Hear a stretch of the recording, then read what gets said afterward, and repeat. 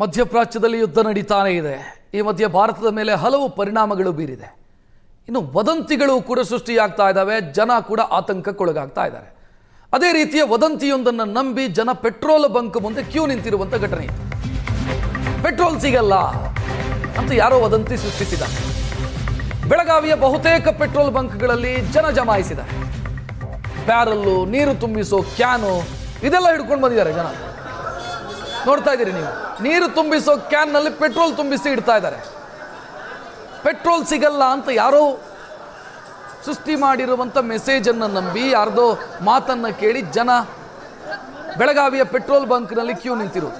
ಕೇಂದ್ರ ಸರ್ಕಾರ ನಿನ್ನೆ ಸ್ವತಃ ಪ್ರಧಾನಿ ಹೇಳಿದರು, ನಮ್ಮ ಹತ್ರ ಬೇಕಾಗುವಷ್ಟು ರಿಸರ್ವ್ ಇದೆ, ಕ್ರೂಡ್ ಆಯಿಲು ರಿಸರ್ವ್ ಇದೆ, ರಿಫೈನ್ಡ್ ಪೆಟ್ರೋಲು ಕೂಡ ರಿಸರ್ವ್ ಇದೆ, ಯಾವುದೇ ಕಾರಣಕ್ಕೂ ಆತಂಕ ಪಡಬೇಕಾದಂಥ ಅಗತ್ಯ ಇಲ್ಲ. ಬಟ್ ಜನ ಅದನ್ನೆಲ್ಲ ಕೇಳೋದಕ್ಕೆ ತಯಾರಿಲ್ಲ.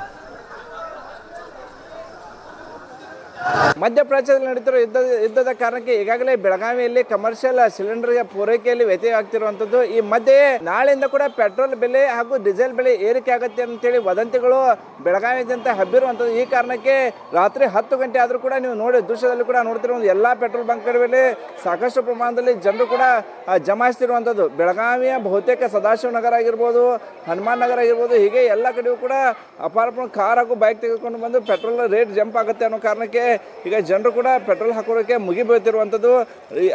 ಈ ಸಮಯಕ್ಕೆ ಪೆಟ್ರೋಲ್ ಬಂಕನ್ನು ಬಂದ್ ಮಾಡಬೇಕು. ಆದರೆ ಏಕಾಏಕಿ ಅಪಾರ ಪ್ರಮಾಣದಲ್ಲಿ ಜನ ಬಂದಿರೋದ್ರಿಂದ ಪೆಟ್ರೋಲ್ ಸಿಬ್ಬಂದಿ ಕೂಡ ಈಗ ಕಂಗಾಲಾಗಿರುವಂಥದ್ದು. ಅಧಿಕ ಸಾಕಷ್ಟು ಜನ ಇಲ್ಲಿ ದೃಶ್ಯದಲ್ಲೂ ಕೂಡ ನೋಡ್ತಿರೋದು. ಈಗಾಗಲೇ ಲೈಟ್ ಆಫ್ ಮಾಡಿಯೂ ಕೂಡ ಜನರು ಕೂಡ ಹೆಚ್ಚಿನ ಸಂಖ್ಯೆ ಇದ್ದಾರೆ. ಅವ್ರನ್ನ ಸಂಭಾಳಿಸೋದೇ ಈಗ ಎಲ್ಲ ರೀತಿಯ ಪೆಟ್ರೋಲ್ ಮಾಲೀಕರು ಕೂಡ ದೊಡ್ಡ ಸವಾಲಾಗಿ ಸ್ವೀಕಾರವಾಗಿರುವಂಥದ್ದು. ಈಗಾಗಲೇ ಡೀಸೆಲ್ ಇನ್ನೂ ಕೂಡ ಕೇಂದ್ರ ಸರ್ಕಾರ ಆಗಲಿ ರಾಜ್ಯ ಸರ್ಕಾರ ಆಗಲಿ ಯಾವುದೇ ರೀತಿಯ ಪೆಟ್ರೋಲ್ ಬೆಲೆ ಹೆಚ್ಚು ಮಾಡೋದಿಲ್ಲ, ಹೆಚ್ಚು ಮಾಡ್ತೀವಿ ಅಂತ ಘೋಷಣೆ ಮಾಡಿಲ್ಲ. ಆದರೂ ಕೂಡ ಜನರು ಪ್ಯಾನಿಕ್ ಆಗಿ ಬಂದು ಕೇವಲ ನೋಡಿ ದೃಶ್ಯದಲ್ಲೂ ಕೂಡ ನೋಡ್ತಿರುವಂಥದ್ದು ವಾಟರ್ ಕ್ಯಾನ್ಗಳಲ್ಲಿ, ವಾಟರ್ ಬಾಟ್ಲ್ಗಳಲ್ಲಿ ಕೂಡ ಏನು ಪೆಟ್ರೋಲನ್ನು ಬಂದು ತುಂಬಿಸ್ಕೊಂಡು ಹೋಗೋ ಕೆಲಸವನ್ನು ಕೂಡ ಮಾಡ್ತಿರುವಂಥ. ನಮ್ಮ ಜೊತೆಗೆ ಇಲ್ಲಿ ಪೆಟ್ರೋಲ್ ಬಂಕ್ನ ಸಿಬ್ಬಂದಿ ಇದ್ದಾರೆ, ಅವ್ರನ್ನೇ ಮಾತಾಡ್ತಾನೆ.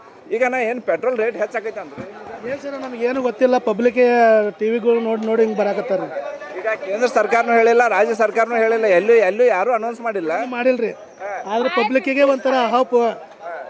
ಇದು ಒಂದೇ ಸದಾಶಿವನಗರ ಪೆಟ್ರೋಲ್ ಬಂಕ್ ಅಷ್ಟೇ ಅಲ್ಲ, ಎಲ್ಲ ಕಡೆನೂ ಇದೇ ರೀತಿ ಜನ ಮುಗಿಬೋತಿದ್ದಾರೆ. ಅದೇನೋ ಗೊತ್ತಾಗಿಲ್ಲ ಸರ್ ನಮಗೆ. ಅಲ್ಲಿ ಅವ್ರು ಕನ್ವಿನ್ಸ್ ಮಾಡುವಾರೇನ್ರಿ ಪೆಟ್ರೋಲ್ ಬೆಲೆ ಹೆಚ್ಚಾಗೈತ್ರಿ? ಇಲ್ಲ, ನಮಗಂತೂ ಪೆಟ್ರೋಲ್ ರೇಟ್ ಯಾವಾಗ ಹೆಚ್ಚಾಕತಿ ಯಾವಾಗ ಕಡಿಮೆ ಆಗತ್ತೆ ನಮಗಂತೂ ಗೊತ್ತೇ ಇಲ್ಲ. ಅಲ್ಲ, ಈಗ ನಾಳೆಯಿಂದ ಏರಂಗಿಲ್ಲ ಅಂತ ನೀವೇನು ಕನ್ವಿನ್ಸ್ ಮಾಡಿಲ್ಲ? ಇಲ್ಲ ಹೇಳಿಲ್ಲ ನಾವು ಪೆಟ್ರೋಲ್ ಬಂಕ್ ಬಂದ್ ಆಗೋ ಟೈಮಿಗೆ ಈಗ ಮತ್ತೆ ಲೈಟು ಆಫ್ ಮಾಡಿದ್ರಿ, ಜನರಿಗೆಲ್ಲ ನಿಂತಿದ್ದಾರೆ. ಏನು ಹೇಳ್ತೀವಿ? ಏನು ಮಾಡೋಣ್ರಿ, ನಮ್ದು ಟೈಮ್ ಐತಲ್ರಿ ಸರ್. ನಾವು 8 ಗಂಟೆ ಬಂದು ಡ್ಯೂಟಿ ನಿಂತಿದ್ದೀವಿ, ನಮಗೂ ತ್ರಾಸ ಆಗತ್ತಲ್ರಿ. ಈಗ ನಾಷ್ಟಕ್ಕೆ ಹೋಗಿಲ್ರಿ, ಸಾಯಂಕಾಲ ಹಂಗೆ ಡ್ಯೂಟಿ ಮಾಡಕತ್ತೀವಿ ರೀ, ನಮಗೂ ಪೇನ್ ಆಕತ್ತಿಲ್ರಿ ಸರ್. ಮತ್ತೆ ರೀ ಇಷ್ಟು ಆ ಪೆಟ್ರೋಲ್ ಬಂಕ್ ಸಿಬ್ಬಂದಿ ಅಳಲಾಗಿರುವಂಥದ್ದು.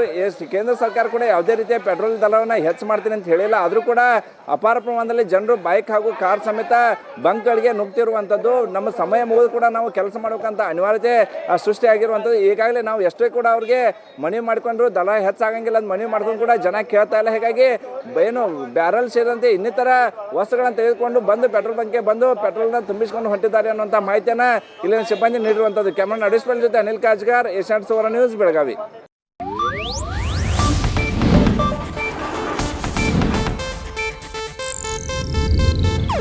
ಇದು ಏಷ್ಯಾನೆಟ್ ನ್ಯೂಸ್ ನೆಟ್ವರ್ಕ್ ಪ್ರಸ್ತುತಿ.